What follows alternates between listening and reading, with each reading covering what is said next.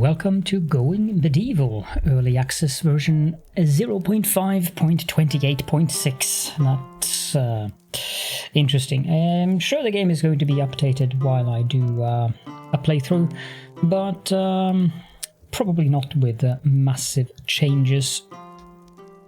So Going Medieval recently launched into early access on Steam, and it's kind of inspired by Rimworld, I would say. Now, I have never played Rimworld.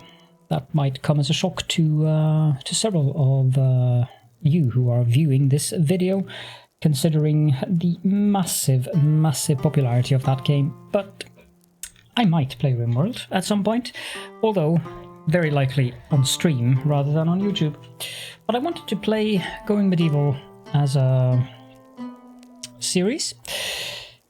Not sure how long it's going to be, but just to show the game. I noticed that many people are playing the game on YouTube and on Twitch these days anyway, so it might not really be that much of a popular series as things are, but I would still like to just show the game off and see if I can catch anyone who hasn't seen the game and whether it might be an interesting game for you guys as well. First of all, let's do a quick look at the options. In graphics, you have the usual things here. Running background is an interesting one because if I go out of the game like this, you will notice that the music stops. That actually also stops the game. So, as in, it doesn't stop the game per se, but it stops whatever's going on in the game. So it's a nice feature to have. I'm going to leave it off. That means that if I am to click something outside of the game window, the music will disappear. But everything in the game will stop meanwhile.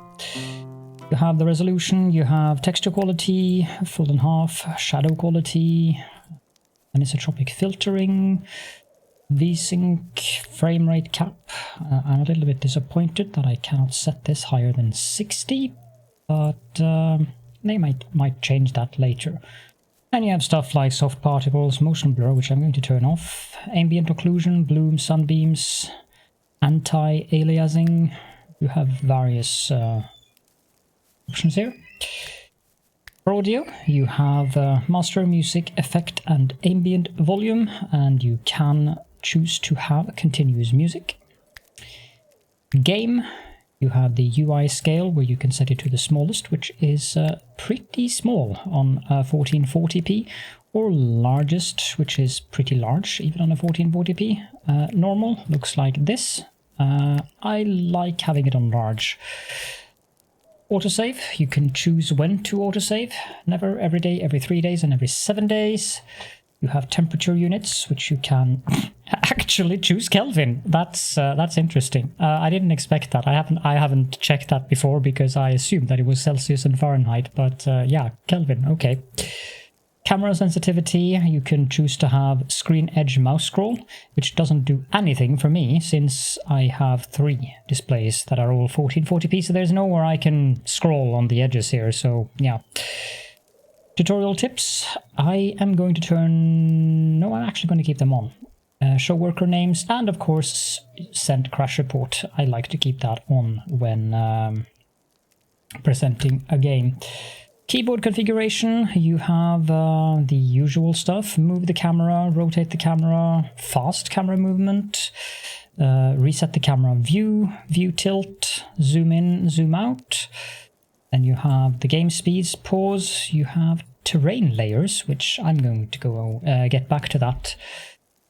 Show hide things like roofs, brooms, you have the almanac, zone grid, trees. Some of these are highly inconvenient on a Norwegian keyboard. Item indicators, resource groups, and then you have for the settlers, you have things like draft, attack, forbid, allow, order them to do various actions.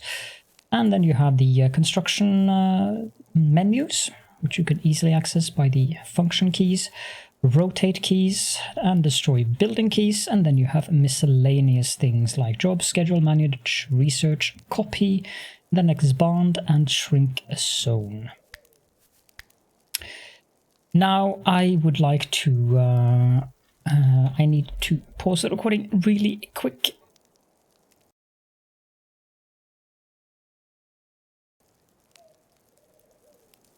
Sorry about that. I would like to offer a thank you to the developer, Foxy Voxel, for providing me with a free game key. That was very nice of you. And of course, let's just go into the game. If you guys have any questions or comments, as per usual, you are very welcome to leave those in the comment section, as I will also remind you at the end of the video.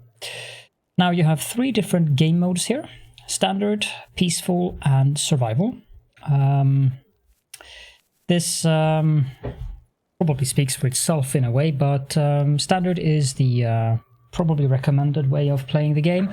Peaceful is no enemy attacks, so if you just want to build and taking care of your settlers, which can be a challenge all on its own, then that is a nice mode to just have a more relaxed experience. And of course you have survival for the more hardcore players, and I can easily imagine that veteran Rimworld players will go survival and then choose the difficulty hard. Now I'm not going to do that. I'm going to choose standard, and I'm going to pick the difficulty easy, recommended for new players. I don't think I need very easy, but normal is, since I'm not really familiar with colony simulation games, I haven't played many of them at all. We're going to go with easy. Then you have the starting conditions. The game provides you with 2 different starting conditions: a new life and lone wolf. And again, seasoned Rimworld players, or even players who have played Rimworld, will probably recognize some of these things here, kind of setting up how things are going to be for you when you start out the game. A new life is the recommended scenario. You have 3 settlers and a healthy amount of resources and equipment. Lone wolf, that's a rather harsh one. You can even start in the winter season. Add new, you can create your own scenario, you can add conditions, resources, settler constraints, all kinds of things. Number of settlers. We're just going to go with a new life, I think. The heraldry, that one was interesting. You have many options in regards to heraldry, which I feel is quite fun. Now I could even import the logo that I'm using on the channel if I wanted to.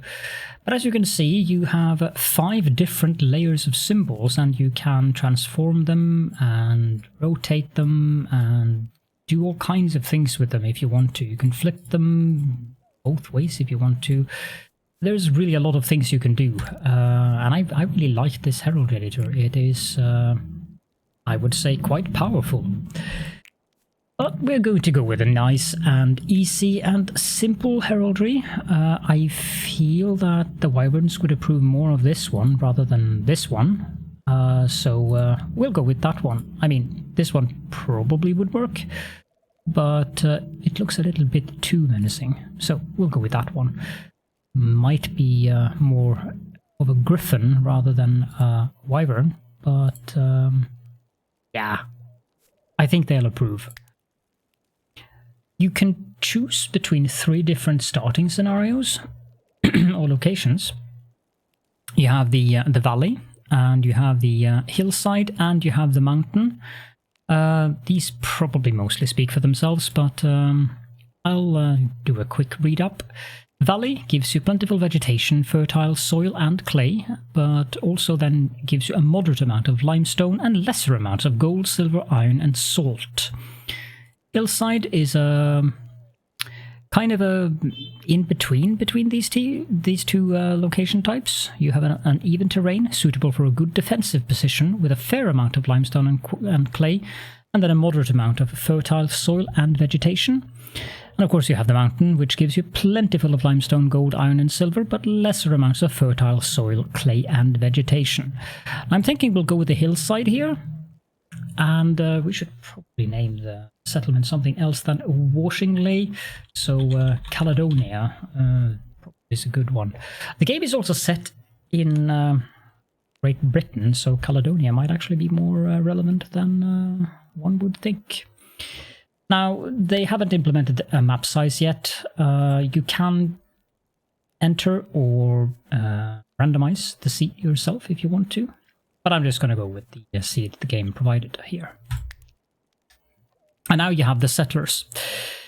The settlers have many skills. Animal handling, which is about taming, feeding, training and hunting animals. Botany, which is used for sowing, growing, harvesting and gathering plants, herbs and fruits. Carpentry, which is, well, obviously carpentry. Construction. Note that it also makes them better at making bricks, which is interesting. Culinary, which is for cooking and butchering. Intellectual, which is used for research. Marksman.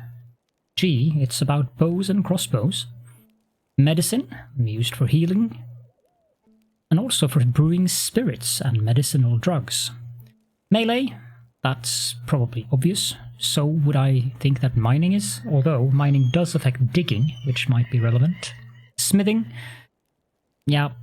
Speechcraft, good at bargaining, helping and cheering other workers, and can also apparently help turn enemies into allies. I don't know how that works. And then you have tailoring, which also includes leather crafting. You have various perks for your settlers. And then, of course, you have the religious alignment down here.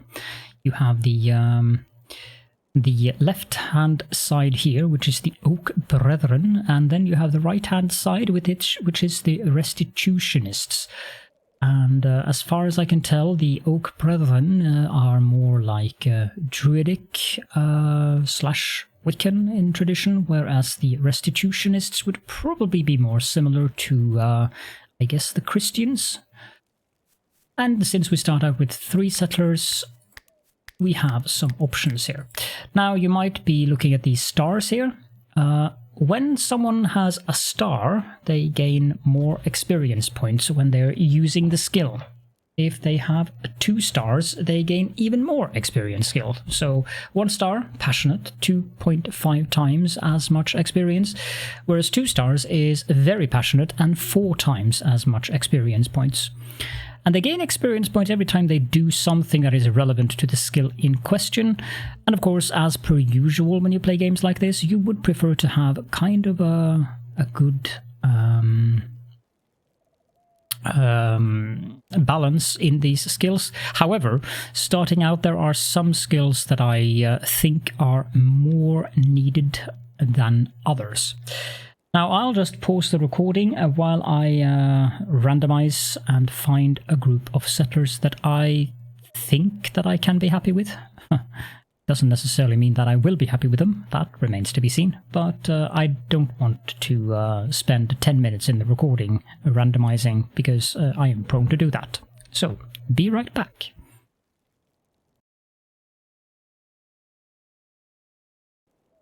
There we go. Now I have created 3 settlers through randomization that I hope are decent enough. Animal handling would probably be a good idea to have higher than I have it, but I'm going to hope that we get some better settlers. The most important skills in the beginning is botany, construction, marksman, medicine, and melee, in my humble opinion. So we have Peps, and I'm going to be completely and utterly gender neutral when it comes to naming the colonists, so I hope nobody minds, but that's just how it's going to be, and if somebody does mind, then send me a message and I will change your nick. We have Peps here, who is very skilled at melee. I mean, that's only natural. Also a good marksman, decent at botany and construction, and also decent at tailoring and speechcraft. Now, Peps has a very high passion for botany, but is also passionate about carpentry and medicine. Probably not going to be using Peps for medicine, though. Peps is heat resistant and also austere, which is interesting here. Minus 35 appetite, in minus 35% appetite, and plus 25% consumption duration, so that is a very nice... these 2 perks are actually quite good. Peps is, of course, a practicing oak brethren, and the background is a Yorkist soldier. Peps had seen gruesome battles, weak leaders, and fearsome foes. Expecting to face death in France, Peps trained constantly and was fighting fit, belligerent, and always guarded. We often give our enemies the means of our own destruction. Following the plague, Peps thought it was bleeding obvious that the royals were to blame, cutting England to the bone because of their silly French war. He had pitched in willingly to help shore up York's defences, and someone had to make a stand. Then we have Betabite, who is very good at medicine and speechcraft, also a decent marksman, and okay with botany, carpentry, culinary, and mining, and also melee, smithing, tailoring. Very well-rounded out character. Maybe not the brightest in the book, but yeah, it's fine. Now, Betabite has a passion for botany, carpentry, culinary, and is very passionate about mining. Betabite's perks is robust, appears unassailable, bouncing back swiftly from injuries that would put others in the grave, with 15% hit points recovery, 10% motor function, and 15% wound regeneration. But also is, well, a little bit of bloodlusty, and comes into his own in a fight, roused by the prospect of violent slaughter. Also a practicing oak brethren. Betabite's background is a loyal barber. Need a close shave? When it was time to remove a troublesome beard or festering limb, Betabite would merrily oblige. He loved to gossip almost as much as letting blood. Betabite was often the first to know, and for many the last they would see. In the wake of death and terror, Betabite pledged fealty to King Edmund, who was ordained to rule and bring England back into harmony and balance. Betabite would gladly put anyone who disagreed with him to the sword. The death would be swift and merciful. And Betabite also has a pseudonym, the Broken of Treharris. It was said that Betabite's adventuring career came to an abrupt end when he took an arrow to the knee. He does have a funny walk. Really? Isn't that one a bit old? Ah well. Then we have Sidney Gilmore, who is a very, very skilled marksman, but also decently enough rounded out on other skills. Not a very good constructor, but she's the most intellectual in the group. She has a passion for melee and a very high passion about botany, which is why I'm accepting this low number here, because Sydney will level up quickly enough in botany. Not the most rounded out character, with a 0 score in smithing, 1 in construction, 2 in culinary, and 3 in botany. But the 23 in marksman is so good that I just couldn't let this character be. Now, Sydney has the perk Vigorous, bursting with health and vitality. Sydney is never sick for long, 20% hit points recovery and 5% wound regeneration, and also benevolent. She's a ray of hope in an otherwise bleak existence. She makes everyone feel better. Now, of course, Sydney is a devout restitutionist, so as long as they have their separate rooms for prayer, that is usually not a problem, though. Her background is a despicable archer. From being fostered as a squire through to becoming a mounted archer, Sydney was a true career soldier. Scarred and surly, she had kept a cool head at Saint-Omer and Morlaix, escaping without a victory, but with her life. In the wake of death and terror, Sydney took to the hills on a rampage as order crumbled. Born to privilege, Sydney gathered a vile band of ruffians and killed and burned at will. She was exhilarated by chaos, amused by desecration, and not to be underestimated. That doesn't really go hand in hand with a perk benevolent, but okay. She also has the pseudonym the Pagan of, well then, Landudno. I probably mangled that rather horribly. Sydney spoke to plants and buried strange parcels in the woods under the full moon. Nobody dared speak up against her due to rumors Sydney could hex them. Sydney did not care that other humans called her pagan. Humans were the problem. Shouldn't you have been an oak, brethren? Oh well. So this is the gang of people we are going to start out with. So let's click next, and then we get a summary of our options, or what we've chose. Caledonia with the 3 settlers, where we can see their skills. The difficulty, and the scenario choice, and of course where we have chosen to start. So let's embark.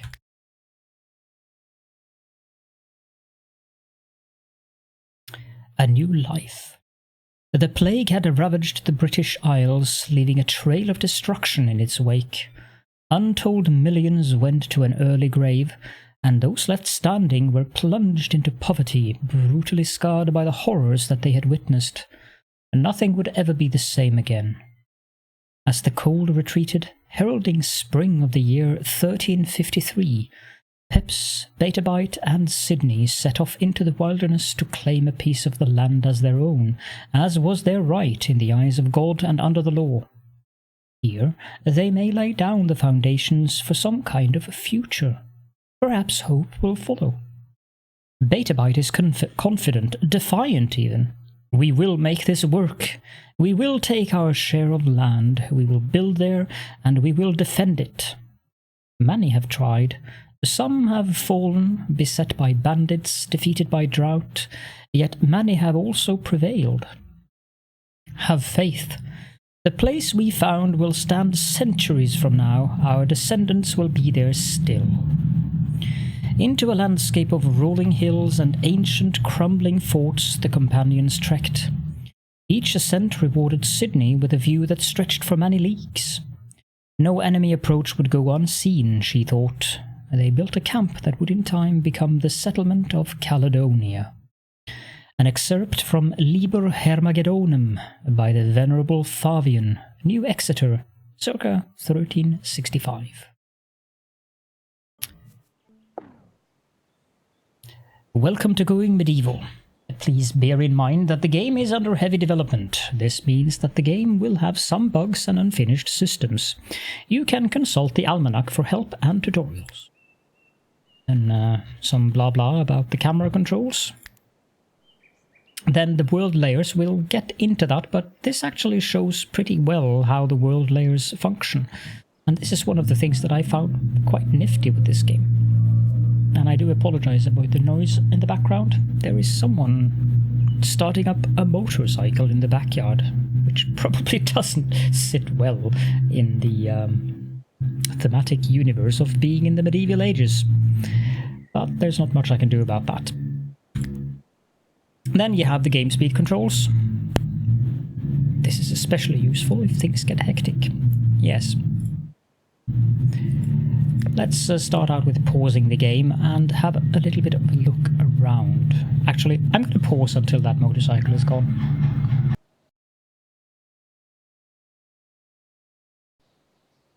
Which I may add was a very good idea, because the moment I pressed the pause button, another one started up, and that was slightly louder than the other one. Right, let's get back to having a look at the area we are in. This doesn't look... that one is interesting. This doesn't look too bad. We have a large area around us. We even have lots of salt. But of course the clue here is to find a position that is defensible for our settlement. I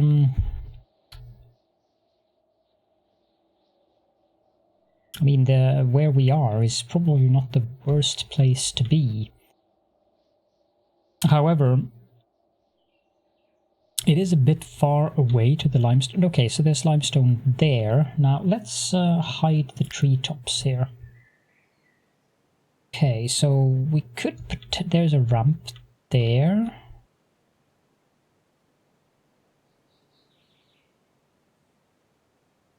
But yeah, the problem with these two ramps are that they have to be outside of our walls.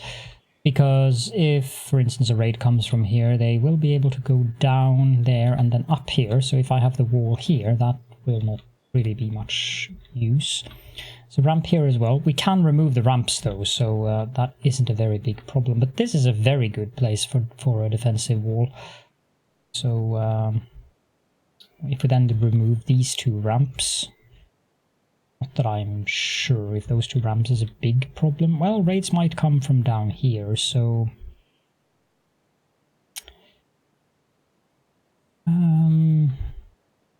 this is ultra defensible. Nice to have a... This might be like a quarry place. Lots of limestone. There's usually iron underneath the limestone, but we happen to have iron up in the open here as well, so that's good at least. This direction here is... Yeah, that also looks quite good. I mean, there's a ramp there and there, but it's going to be a little bit of a challenge, this one. We have some coal in this area here. We have lots of coal up here. But we do want to have some green, or we need soil for our crops. And I don't think I want to... Well, actually I can, because there's plenty of large or tall grass out there. So maybe we will start our settlement down here and build it upwards and that way. I think that's a good plan. The first thing we need to do is, of course, to allow, because all of the items that we start with are in forbidden position. Or what is it called? Yeah, forbidden. So we'll have to mark these so that they are allowed to do that, or to pick them up. And then we have to put down a stockpile. Now you have variants of things. So there is, for instance, the default stockpile, you have a dumping stockpile, and you have a warfare stockpile for weaponry and armor. These aren't really that relevant because you can configure a stockpile any way you want, but yeah. Okay, now stockpile. Let me just have a look at how I want this to be. We have a wooden wall there, and then 1, 2, 3, 4, 5, and there. And 1, 2, 3, 4, 5, 6, 7, 8, 9, 10. 1, 2, 3, 4, 5, 6, 7, 8, 9, 10. So that should give us a rather nice stockpile to begin with. 5 by 9. So we'll just put down a default stockpile here. And you have to be a little bit careful with the camera controls here because of the layer system. But an easy, you can click this, but it's easier to just use the control and mouse wheel. So we'll go down to around level 6, I think. 6.5 probably. Now they will already immediately start carrying these things over there, which is of course a good thing. There's a lot of clay here. That's nice. But we also need to have a look at building some buildings for them. And we rather want that to be something. Yeah, language is difficult. We want that to be something that we do rather quickly. So I'm thinking we can have a distance of 3 between the buildings. And we want to have a shared bedroom area for now. So I'm just putting these down. Now we also need to put a floor under that because things rot quicker. As you can see here, decomposes in 41 days. We have some cabbage which decomposes in 4 days. Now if we put that on a flooring, it gets better. Best of course is to store it in a cellar, but that's not in the here and now. Hay sleeping spots. We need to make sure that we have 3 spots for each bed because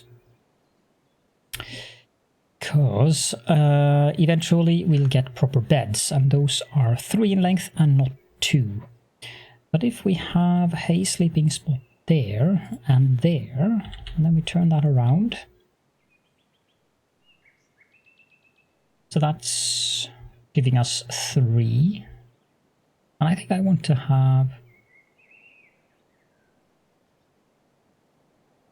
That is a bit too large, I feel. I feel we're going to be fine like that, so let's cancel those. It's going to give us a walk path in the middle here, and it is easily extendable if we need more beds. So we'll do that. Now let's put up walls around this entire thing right away, and we'll put down some wooden doors. You can put the wooden doors directly onto the walls, but do take care that they are actually yellow and not blue. Otherwise, you're going to build them on top, which is not that useful. Bizarrely enough. We also want some wooden windows. They do take a bit more wood than walls, but I think we'll have a window there and a window there. And we probably also want to have some... Did I put anything down there? Yes, I did. L for cancel, by the way. It does say when you hover above it, so... we need to have some torches in here. We want the wall variant. Maybe we don't want the wall variant, actually, because I'm not...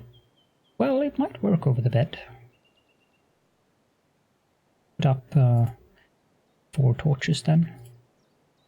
It doesn't necessarily automatically turn it around, just so you're aware of that, but for some reason it did now. I don't mind. And we also want to have a brazier in here so that we can have some warmth. And finally, we need a floor. I'm gonna pull the camera like this, but we also need a floor here. And I don't think we have enough wood for this. So we need also to give out some chopping orders where we'll chop down some trees. Should suffice for now. We also want to have a cooking area. I might have that underneath the roof here. Actually, I think I will. Let's see. If I also need to do some configuration on this stockpile. But if we take shrink zone and we remove that tile,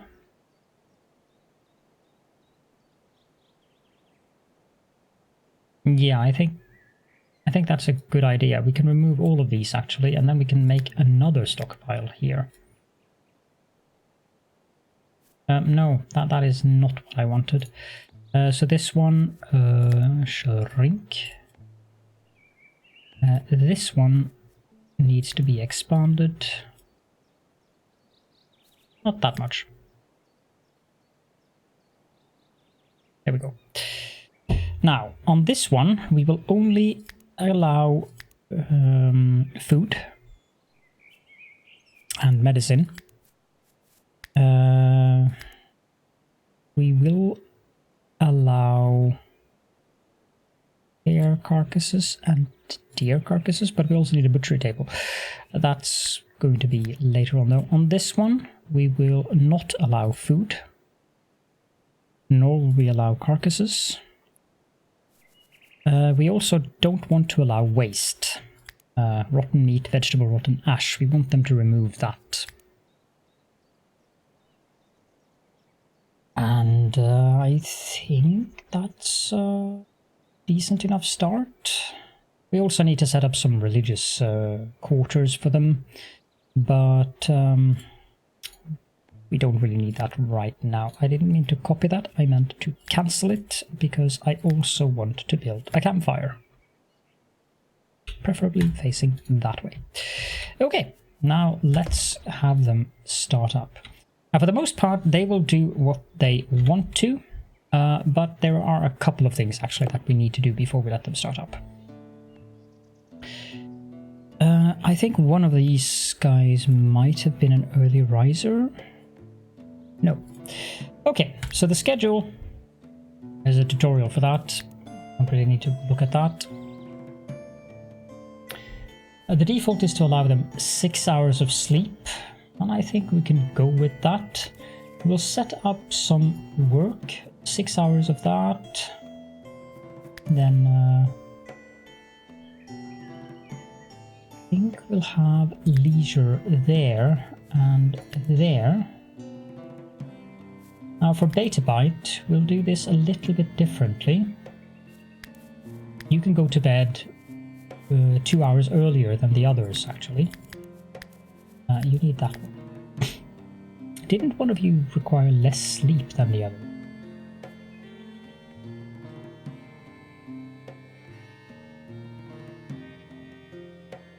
No, it was less food.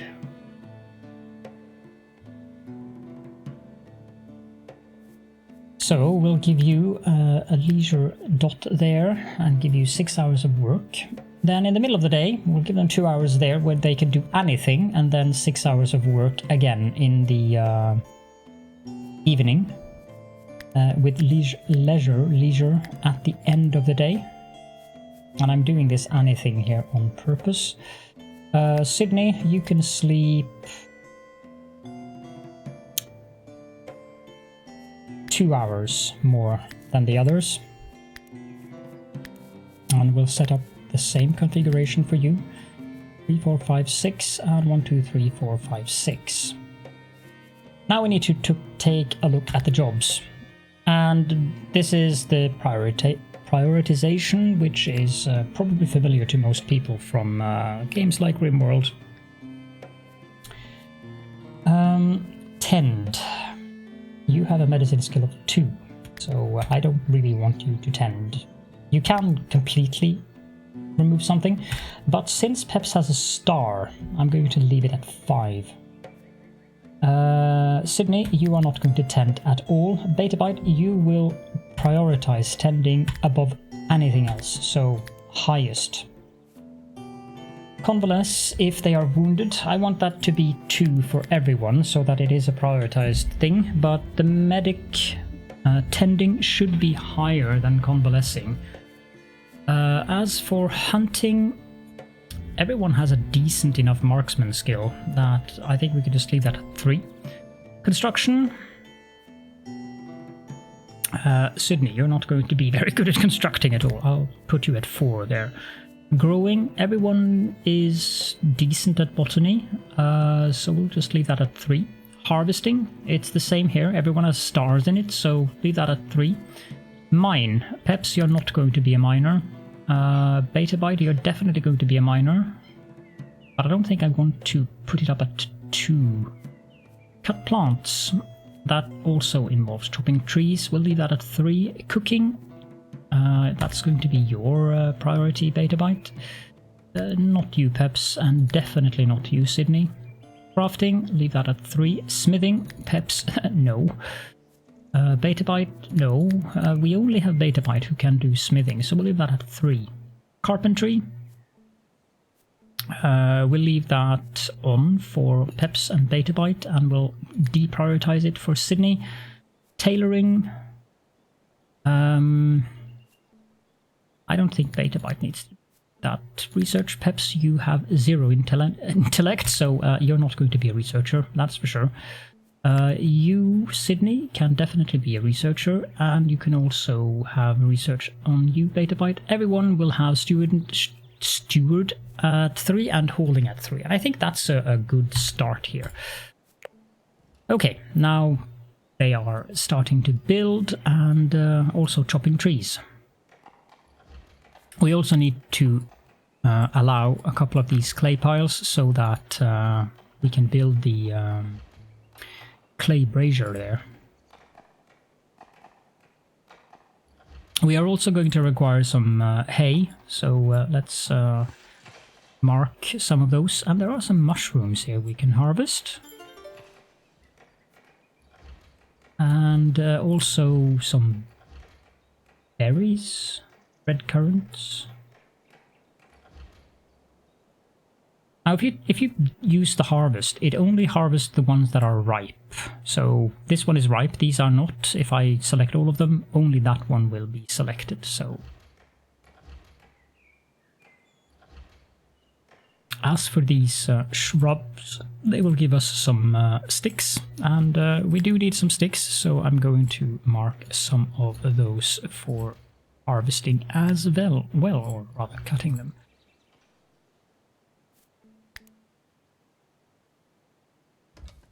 There's a tree there that we can chop down. I should turn on the trees again so I can see them.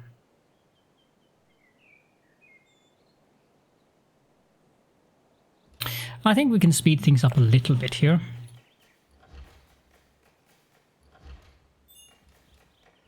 Sydney Gilmore's botany skill is now level 4. Excellent. Each season has 12 days. We are in day 1 in spring, and we are in the 10th hour of the day, so you need to pay a little bit of attention to these things up here. As far as I've been able to tell from what I've seen other people do when they play the game, because I have looked at other people playing this game, obviously. Much of my tips that I've given so far is based on what I've seen. There's usually one event per season where you will get a villager. That might come with raids, or it might not. Usually it does come with raids. Food reserves on stockpile is low, yes. That is not at all a surprise, since this stockpile hasn't been used by anyone yet. Chop that field maple as well. There's different amounts of wood and sticks that you get from each type of tree, but I'm going to remove these tutorials because we don't really need those. I've explained most of the concepts there anyways, so it should be fine.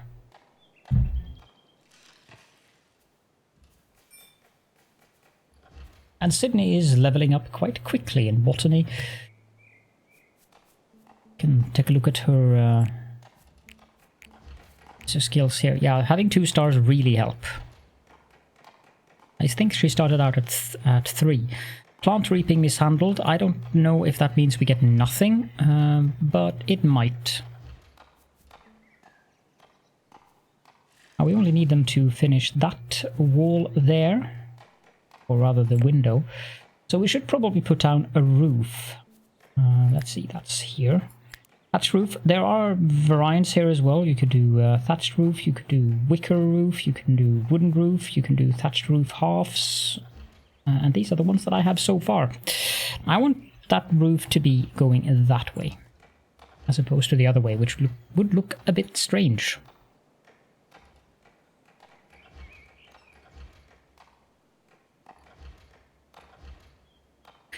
Now, when they're done with these tasks, I think I want them to carry stuff to these stockpiles, because I want the food to be on the food stockpile so that it doesn't deteriorate too quickly. Sydney is really leveling up in botany.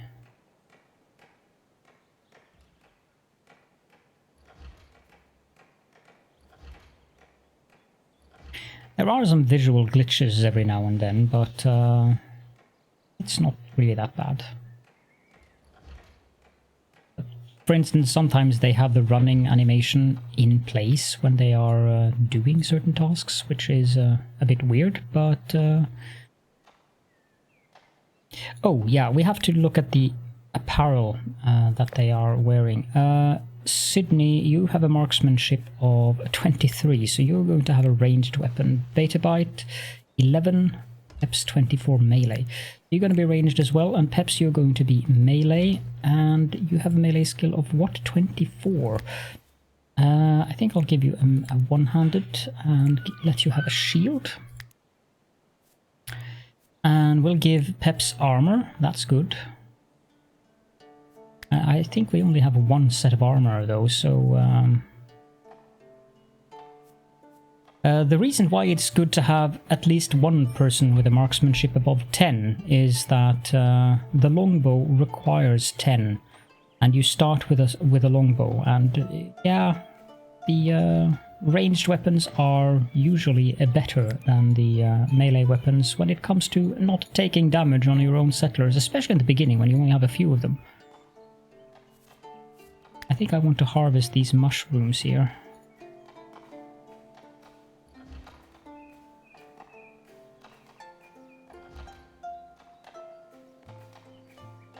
Now, if you go into room detection mode,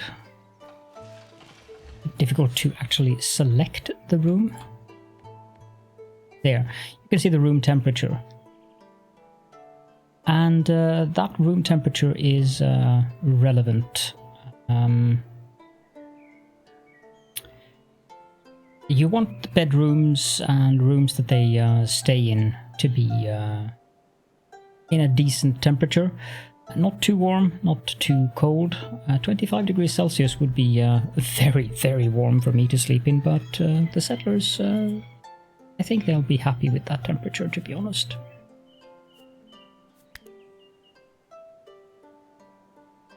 Eps is not happy at the moment. Bitterbite is having a little sip of ale.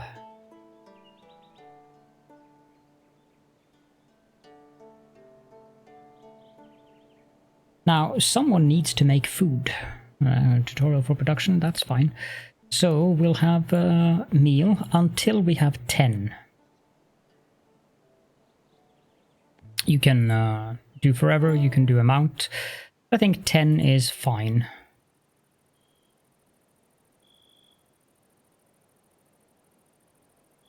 And Bitterbite has gone to bed.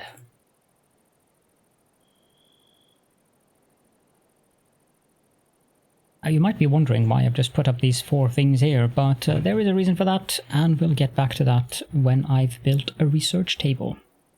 But that probably won't be until the next episode, because we are definitely reaching the end of this one, so let's have them pick up stuff and put them in the stockpiles. And then when the morning comes, there's more building to be done, because we need a common room, and we also need a research room so that we can start research. And we also need the temples. Let's speed things up a little bit.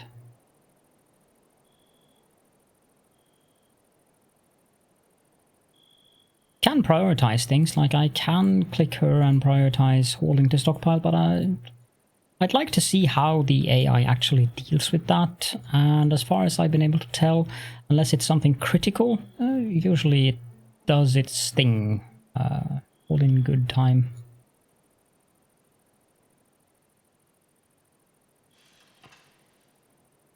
And it's a new day. Sydney is exhausted, but she's going to bed in less than an hour, so that's fine. Having a bit of eat. She should be off to bed. And there we go. Now Bitterbite should be the one to wake up first at 2 AM. That might be a bit early, but it's nice to have them on differing schedules. But I think we'll end the episode here, and you guys please give me some feedback on whether you want this series to continue or not. I'll probably batch record a couple of episodes now, but as I mentioned in my channel update video, I also want to make content that is relevant, so if this isn't a popular series, there's always other games that I can play instead, but I'm hoping that this is popular, because I'm enjoying the game, so... Anyhow, if you have questions and or comments, then please do feel free to leave those in the comment section as always, and thank you so much for joining me. I hope to be seeing you in the next episode.